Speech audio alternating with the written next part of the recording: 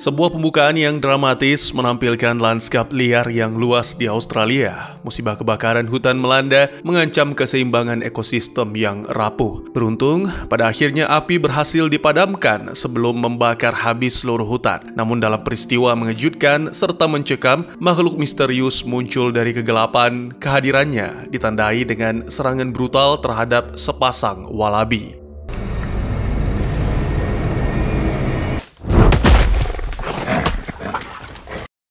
Ya, apa yang sebenarnya terjadi? Selamat datang dan selamat berjumpa kembali bersama saya Teguh Gusto. Bagaimanapun kabar dan dimanapun teman-teman berada, ingatlah selalu sampah kecil yang dibuang sembarangan hari ini bisa menjadi masalah besar di esok hari. Maka dari itu, mari kita jaga lingkungan mulai dari hal-hal kecil. Seperti biasa, saya akan bercerita yang pastinya tentang sebuah film dan kali ini berjudul Carnifex, sebuah film yang rilis pada tahun 2022, disutradarai oleh Sean Lahif, serta dibintangi oleh para aktor yang mohon maaf belum kenalan. Maka dari itu, jangan kelamaan, mari kopinya disiapkan dan mari cerita kita lanjutkan. Adegan berpindah ke 1 tahun kemudian, seorang pembuat film dokumenter bernama Bailey, aktivis lingkungan Grace, dan ahli biologi lapangan yang cukup berpengalaman, Ben, menjelajahi jantung hutan yang sama. Misi mereka penuh tantangan karena kelompok itu masuk ke daerah yang begitu terpencil sehingga sinyal satelit pun sulit menembusnya. Keselamatan mereka bergantung pada suara darurat yang dibawa Grace, satu-satunya penyelamat mereka jika menghadapi bahaya. We can activate the emergency beacon and send out a distress signal. I'm good. Let's do it. Saat mereka semakin jauh masuk ke dalam, Ben berbagi aspirasinya untuk menemukan dan memberi nama spesies baru dengan namanya sendiri. Mereka kemudian meninggalkan kendaraan untuk melanjutkan dengan berjalan kaki masuk ke semak belukar yang lebat. Sementara Bailey mendokumentasikan setiap langkah ekspedisi mereka, Ben memanfaatkan kesempatan ini untuk mengajari rekan-rekan tentang perangkat canggih yang digunakan dalam penelitian. Perangkat yang mendeteksi panas dan gerakan ini merupakan alat penting dalam pencarian mereka untuk menemukan dan mempelajari spesies marsupial yang menghuni hutan tersebut. In order to survey the bushfire regrowth area for wildlife, What kind of animals are we looking for? Ben mengungkapkan mereka secara teratur mengumpulkan data dari perangkat ini, proses yang sangat penting dalam upaya konservasi mereka. Dia dengan penuh semangat menjelaskan bahwa temuan mereka sangat penting untuk mencegah aktivitas penambangan di daerah-daerah dengan populasi spesies yang signifikan. Meskipun demikian, Ben mengungkapkan rasa frustasi dan kekecewaan ketika data yang mereka kumpulkan dengan susah payah terkadang diabaikan dan penambangan tetap berlanjut terlepas dari upaya mereka. Use science to help save animals from extinction. We want to help the animals, but the thing we have to save them from. Dalam momen refleksi, Chris mengakui komitmen bersama mereka terhadap kelestarian hewan. Dia dengan tegas menyatakan bahwa tantangan terbesar yang mereka hadapi bukan berasal dari alam, tetapi dari perilaku dan tindakan manusia sendiri. Meskipun peluang tampak berat, Chris menegaskan pentingnya merencanakan masa depan, tidak peduli seberapa tidak pastinya itu. Dia yakin bahwa kemampuan bertahan menghadapi kesulitan adalah kunci. Di tengah kegagalan dan kemunduran yang berulang, mereka harus mengumpulkan kekuatan untuk bangkit lagi dan melanjutkan perjuangan. Do you believe that science can save the world? Adegan berlanjut dengan menampilkan Bailey merekam aktivitas sehari-hari dari dua aktivis Grace dan Ben. Melalui lensa Bailey, kita mendapatkan pandangan mendalam tentang upaya pelestarian dan strategi yang mereka gunakan untuk melindungi berbagai spesies setelah kebakaran besar tersebut. Grace menjelaskan secara terperinci langkah-langkah sistematis yang mereka gunakan untuk mendata persebaran berbagai spesies yang berhasil selamat dari kebakaran hutan. Mereka dengan teliti mengumpulkan data dasar yang berfungsi sebagai referensi penting untuk memantau perubahan ekologi secara bertahap dari waktu ke waktu. Sorry.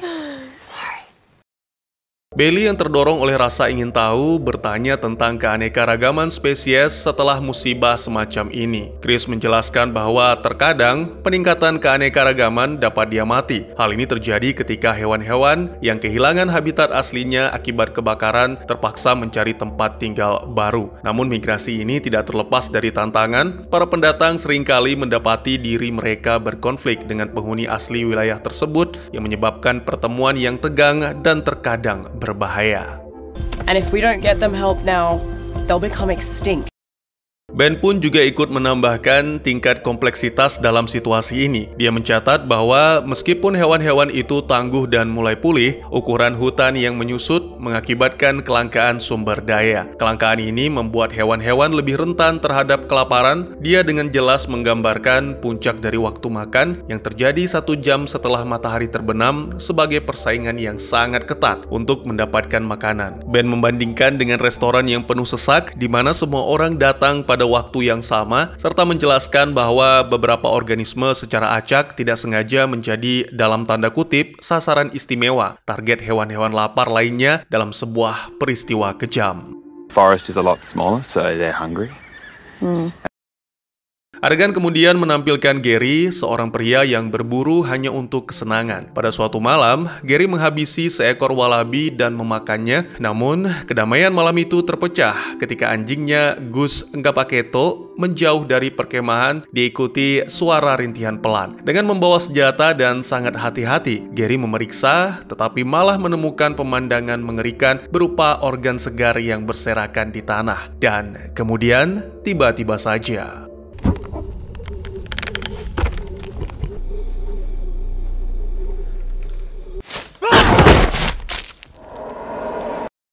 kembali ke para aktivis dan Bailey, di mana pada momen ini Bailey menceritakan sebuah kenangan traumatis dari masa kecilnya. Jadi ceritanya terjadi sesuatu yang tak terduga dalam sebuah perjalanan sekolah ke kebun binatang. Anak-anak, termasuk Bailey, menyaksikan seekor gorila tiba-tiba memperhatikan makhluk kecil di kandangnya. Reaksi gorila itu sangat cepat dan brutal saat menangkap makhluk itu dan dengan keras menghantamnya ke batu hingga makhluk kecil itu tewas.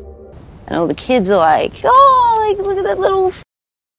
Peristiwa ini begitu memilukan, terutama bagi anak-anak kecil yang menyaksikan dengan ketakutan. Gorila itu masih belum puas, jadi dia menunjukkan kekuasaannya dengan mengangkat makhluk itu, lalu memukul dadanya sendiri. Insiden ini meninggalkan dampak yang mendalam pada Bailey, mendorongnya untuk mendekati penjaga kebun binatang, memohon agar melakukan sesuatu. Namun respon si penjaga betul-betul mengecewakan karena menolak bertindak dengan alasan bahwa itu di luar tanggung jawab mereka. Like, you gotta do something. This isn't right. He said, I'm not going in there. Adegan maju lebih cepat, menampilkan malam hari, dan terdengar suara hewan-hewan nokturnal membuat Bailey merasa cemas. Sehingga demi keamanan dan kenyamanan, ia memutuskan untuk tidur di tenda Grace. Dalam momen penuh kerentanan ini, Bailey menceritakan kepada Grace tentang kehilangan pribadi yang mendalam atas meninggalnya sang adik secara tragis dalam peristiwa kebakaran setahun lalu. My brother, the fires last year. Keesokan paginya, kelompok tersebut melakukan perjalanan untuk mengambil rekaman dari beberapa kamera pelacak. Sayangnya tidak ada rekaman yang berarti, medan yang sulit membuat mereka tidak bisa melanjutkan dengan menggunakan kendaraan, sehingga harus berjalan kaki. Setelah beberapa waktu, mereka menemukan aliran sungai dan memutuskan untuk beristirahat. Saat Ben menjauh, Chris dan Bailey menemukan sebuah pondok tua yang diduga dibangun bertahun-tahun lalu oleh para pencari emas. Penemuan mereka pun berlanjut saat melihat kamera lain. Rekaman dari kamera tersebut menunjukkan seekor hewan langka yang diserang oleh makhluk misterius. Whoa. Oh, what Jeez. the... Yeah. No, go back to the... Alright, just stop it. Ben dan Grace berspekulasi tentang makhluk misterius dan memutuskan untuk melaporkan temuan mereka kepada Matt, polisi hutan. Sementara itu, Bailey melihat bekas cakar pada sebatang pohon yang menarik perhatian Grace dan Ben. Ben menyarankan agar mereka memasang umpan untuk menarik perhatian makhluk misterius sebelum Matt tiba di lokasi. Tujuannya adalah agar mereka bisa mengamati atau menangkap makhluk tersebut. Namun ada kekhawatiran bahwa Matt mungkin memiliki niat untuk menghabisi makhluk itu jika dia merasa berpotensi kabur atau tidak bisa dikenali dengan jelas. Saat ketiganya menyiapkan umpan dan kamera, Matt memulai perjalanan untuk bergabung dengan mereka. Rute membawanya ke perkemahan Gary yang ditemukan dalam kondisi kosong dan aneh. Penemuan senapan Gary dan anjingnya yang tak bergerak menambah misteri, membuat Matt kebingungan dan khawatir tentang apa yang mungkin terjadi di dalam hutan. Good dog. Tak lama kemudian, Ben mengajukan teori menarik tentang makhluk misterius yang mereka cari. Dia menduga makhluk itu adalah Carnifex, istilah yang dia gunakan untuk menggambarkan marsupial karnivora yang umumnya aktif di malam hari dan kemungkinan tinggal di pepohonan. Teori ini tampaknya selaras dengan variasi warna bulu yang mereka amati. Namun Chris menentang hipotesis Ben, menunjukkan detail penting. Makhluk yang membuat cakar pada pohon memiliki 2 ibu jari, bukan ciri khas Carnifex yang dikenal hanya memiliki 1 ibu jari. Ben mengungkapkan pendapat lain, yaitu kemungkinan makhluk ini adalah subspesies dari Carnifex. Guys, I think I know what it is. Kind of what? Untuk mendukung argumennya, pria itu membandingkan dengan tikus gajah Somalia, sebuah spesies yang pernah dianggap punah, tetapi secara mengejutkan ditemukan kembali di padang pasir. Namun Chris menunjukkan perbedaan waktu yang besar antara penampakan terakhir yang tercatat dari Thelacoliu carnifex, yang diperkirakan sekitar 50.000 tahun yang lalu, dengan penemuan tikus gajah setelah tidak lagi terlihat selama 50 tahun. Guys, I have no idea what you're talking about. Ben berspekulasi bahwa makhluk ini mungkin hidup berdampingan secara damai dengan penghuni hutan lainnya selama bertahun-tahun dan migrasi mereka ke dekat pemukiman manusia dipicu oleh kebakaran hebat yang menghancurkan habitat. Bailey menyela, mengungkapkan kebingungan terhadap pembahasan teknis mereka. Grace kemudian menjelaskan bahwa makhluk yang mereka diskusikan sebenarnya menjadi inspirasi nyata di balik cerita fiksi Drop Bears, sebuah cerita yang sering digunakan untuk menakut-nakuti pengunjung. Meskipun konsep Drop Bears memang fiksi, itu didasarkan secara longgar pada makhluk nyata yang dia klarifikasi tidak memiliki kemiripan dengan beruang. Well, I don't know why you lie. Khawatir akan keselamatan mereka, Bailey meminta kepastian dari Ben dan Grace tentang potensi bahaya yang ditimbulkan oleh makhluk ini. Sebagai respon, Ben berbicara ke kamera, menguraikan teorinya tentang Carnifex dan perilaku berburu makhluk tersebut. Dia membuat analogi dengan Romawi kuno, di mana istilah Carnifex digunakan untuk menyebut Algojo, yang berarti the maker of meat. Pria itu kemudian menghubungkan teorinya ke jutaan tahun yang lalu, pada era dinosaurus, menjelaskan bagaimana nenek moyang marsupial kuno yang jauh lebih besar dibandingkan dengan kerabat modernnya. Menurut Ben, T. carnifex adalah salah satu hewan yang sangat tangguh, predator yang sangat teritorial dan berbahaya, dengan gaya berburu menyergap seperti harimau, bukan mengejar mangsa seperti singa. Carnifex lebih suka mengintai mangsanya dengan diam-diam sebelum melancarkan serangan tiba-tiba yang mematikan. Tanpa mereka sadari, di saat yang sama, Matt mengalami persis seperti apa yang dijelaskan oleh Ben. Oh my God. Bailey, Ben, dan Grace memutuskan untuk menjelajah hutan dan bertemu dengan seekor kambing liar. Tetapi pengamatan mereka segera berubah jadi mengerikan saat kambing tersebut tiba-tiba diserang dan dihabisi oleh makhluk misterius. Makhluk itu menunjukkan kekuatan dan kelincahan dengan menyeret kambing ke atas pohon, bertekad untuk merekam makhluk langka. Dan berbahaya ini, mereka mengirimkan drone ke atas pohon. Sayangnya, makhluk misterius yang diyakini Carnifex itu sadar akan gangguan tersebut dan melarikan diri dari lokasi.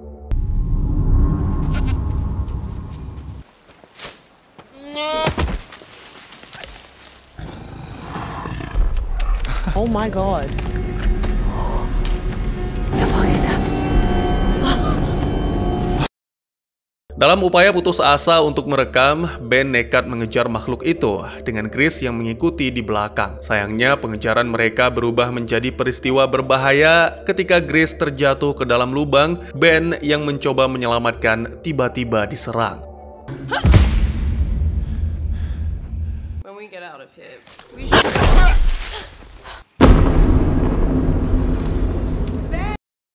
Sementara itu, Bailey ketinggalan karena drone-nya mengalami masalah. Dia segera berlari menuju ke arah Grace. Lalu, dalam momen penuh ketegangan ini, Carnifex turun mendekati Grace yang berusaha diam tak bergerak.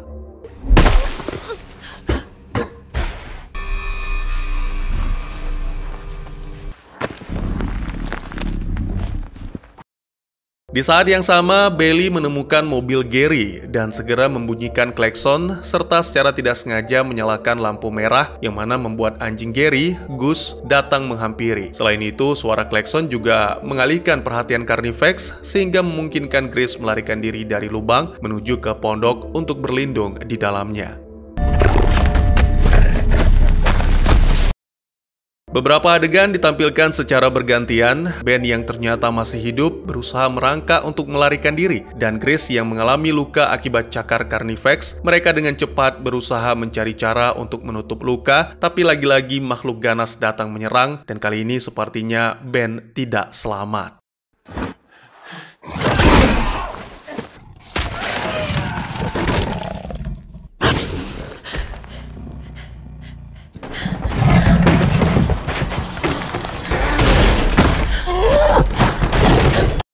Dalam kepanikan, Grace keluar untuk mencari Bailey yang berlindung di mobil Gary. Bersama-sama mereka berusaha mencari Ben, tapi yang ditemukan hanya pisau Ben yang berlumuran darah, dan itu sekaligus mengkonfirmasi ketakutan terburuk mereka.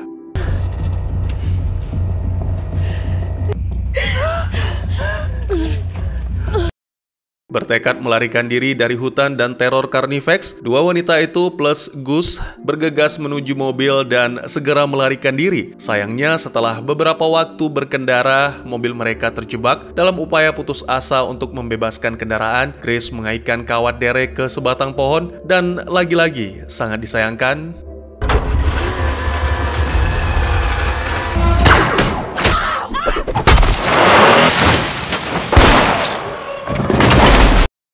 terluka dan terjebak di dalam mobil yang terguling, Bailey menghadapi serangan langsung Carnifex. Dengan mengumpulkan keberanian, wanita itu mencoba mempertahankan diri menggunakan skop serta dibantu oleh Gus yang melancarkan serangan.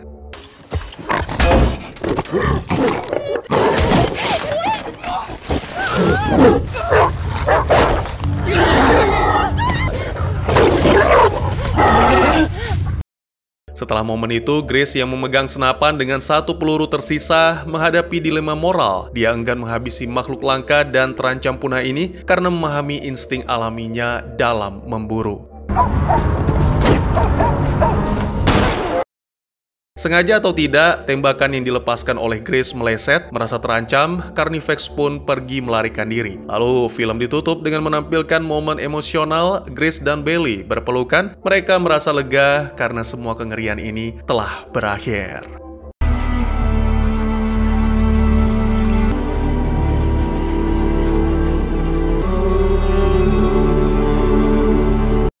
Dan tamat. Ini adalah film independen Australia. Judulnya diambil dari Thylacoleo carnifex atau dikenal sebagai singa marsupial. Adalah hewan purba asli Australia yang merupakan salah satu predator paling mematikan pada zamannya. Hewan ini termasuk dalam kelompok Marsupialia, artinya ia memiliki kantong seperti kanguru, tetapi fungsi dan bentuk tubuhnya sangat berbeda dari marsupial modern. Thylacoleo adalah predator puncak di Australia selama Pleistosen, dan keahliannya sebagai pemburu sangat mengesankan. Ia diyakini memiliki cakar yang besar dan tajam yang memungkinkan mereka memanjat pohon atau menangkap mangsa dengan kuat. Kombinasi rahang yang kuat dan cakar tajam menjadikannya ancaman mematikan bagi herbivora besar seperti Diprotodon. Thylacoleo diperkirakan punah sekitar 46.000 tahun yang lalu, bersamaan dengan megafauna Australia lainnya. Penyebab utama kepunahan ini masih menjadi perdebatan, tetapi kemungkinan besar terkait dengan kombinasi perubahan iklim, hilangnya habitat, dan tekanan dari manusia purba yang mulai menghuni Australia pada waktu itu. Manusia mungkin telah memburu Thylacoleo secara langsung atau mengurangi jumlah mangsa yang tersedia. T. carnifex, meskipun sudah lama punah, seringkali muncul dalam berbagai mitos dan cerita rakyat, terutama di kalangan penduduk asli Australia dan penggemar sejarah alam. Berbagai kepercayaan ini menggambarkan hewan tersebut sebagai makhluk legendaris yang meninggalkan jejak dalam budaya dan imajinasi. Beberapa orang percaya Thylacoleo mungkin masih hidup di pedalaman terpencil Australia. Wilayah seperti hutan hujan Cape York atau gurun-gurun di utara sering disebut sebagai tempat persembunyiannya. Laporan yang tidak verifikasi menyebutkan adanya makhluk mirip kucing besar dengan gigi tajam dan cakar besar yang sesuai dengan deskripsi Thylacoleo. Meskipun begitu, tidak ada bukti ilmiah yang mendukung klaim ini. Selain itu, suku-suku aborigin memiliki kisah tentang makhluk besar dan berbahaya yang menghuni pedalaman Australia. Meskipun tidak ada bukti langsung yang menghubungkan Thylacoleo dengan mitologi mereka, beberapa ahli berpendapat bahwa cerita tentang makhluk pemburu malam mungkin terinspirasi dari predator ini. Lukisan gua aborigin bahkan menampilkan gambar hewan besar dengan gigi dan cakar yang mirip Thylacoleo. Thylacoleo juga sering dimasukkan dalam mitos tentang megafauna Australia, bersama dengan makhluk besar lainnya seperti Diprotodon dan Megalania. Cerita-cerita ini menggambarkan Australia kuno sebagai tanah yang dihuni oleh hewan-hewan raksasa dan menakutkan. Narasi ini mungkin berasal dari interaksi manusia awal dengan makhluk-makhluk tersebut atau penemuan fosil mereka di kemudian hari. Teori modern juga menciptakan mitos baru, seperti anggapan bahwa Thylacoleo adalah vampir marsupial. Cerita ini menggambarkan hewan tersebut sebagai pemburu malam yang menyerang mangsanya, menghisap darah, dan meninggalkan tubuh tanpa memakan dagingnya. Meskipun tidak berdasarkan fakta, mitos ini menegaskan reputasi predator sebagai makhluk yang menakutkan. Di Queensland, legenda tentang Beast of Buderim sering dikaitkan dengan Thylacoleo. Cerita lokal ini menggambarkan makhluk besar dan buas yang menghantui hutan di sekitar wilayah tersebut. Meskipun sebagian besar ilmuwan menganggapnya sebagai cerita rakyat belaka, kisah ini menunjukkan betapa kuatnya daya tarik mitos tentang predator purba ini. Secara keseluruhan, mitos dan cerita tentang Thylacoleo mencerminkan daya tarik manusia terhadap makhluk misterius dan kuno. Meskipun sebagian besar tidak didukung oleh bukti ilmiah, cerita-cerita ini memperkaya dimensi budaya dan mistis yang melekat pada hewan ini. Kembali ke film, saat ketegangan meningkat dan trio tersebut menemukan tanda-tanda serta sisa-sisa kerangka yang memang menunjukkan adanya sesuatu yang berbahaya di dalam hutan. Sang sutradara sepertinya sadar betul bahwa keputusan cerdas dari karakter bisa menghentikan keseruan yang seharusnya dimiliki film horor seperti ini. Oleh karena itu, ada cukup banyak adegan seperti kita berpisah dan kamu tunggu di sini yang mungkin membuat kita merasa kesal, tetapi tetap membuat kita peduli dengan nasib para karakternya. Meskipun banyak elemen yang terasa familiar, film ini berhasil mencetak poin dengan menghadirkan serangkaian jump scare yang efektif. Meskipun karakternya seringkali mengikuti pola khas genre ini, para karakter memberikan kehangatan dan sisi manusiawi yang membuat kita peduli saat mereka dalam bahaya. Hanya sesekali menunjukkan kekerasan, saya pikir film ini menerapkan prinsip di mana sutradara dengan cerdas meninggalkan sebagian besar adegan gore pada imajinasi penonton sambil cukup menggoda untuk menunjukkan betapa mematikannya makhluk tersebut. Soal makhluk itu sendiri, CGI digunakan secukupnya agar tidak kehilangan efeknya dan anggaran rendah terlihat jelas di bagian ini. Namun hal itu tidak terlalu mengurangi kualitas seluruh film. Akhir kata, film ini mengajarkan pentingnya keseimbangan antara manusia dan alam. Konflik yang muncul saat para tokoh berhadapan dengan Carnifex menggambarkan bagaimana eksploitasi lingkungan yang berlebihan dapat memicu konflik dengan makhluk yang telah lama hidup harmonis di habitatnya. Dalam situasi penuh bahaya, para tokoh menunjukkan keberanian dan ketahanan luar biasa untuk bertahan dan melindungi satu sama lain, mengajarkan nilai kekuatan mental serta kerjasama.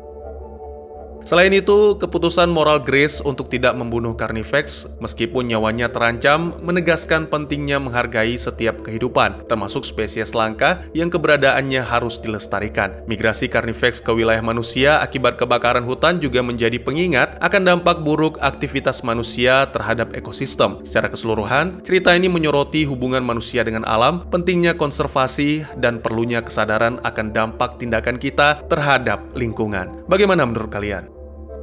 Mungkin segitu saja teman-teman, terima kasih buat yang sudah menyaksikan. Silahkan memberikan komentar, bertanya, ataupun merequest kira-kira film apa yang menarik untuk dibahas. Bisa lewat kolom komentar, atau buat yang malu-malu bisa via DM ke Instagram saya di @tekugusto. Insya Allah pasti akan dibaca. Mari kita jadikan kolom komentar sebagai sarana penambah wawasan dan menciptakan jalinan persaudaraan, bukan malah menjadikannya sebagai tempat pembulian sehingga menciptakan permusuhan.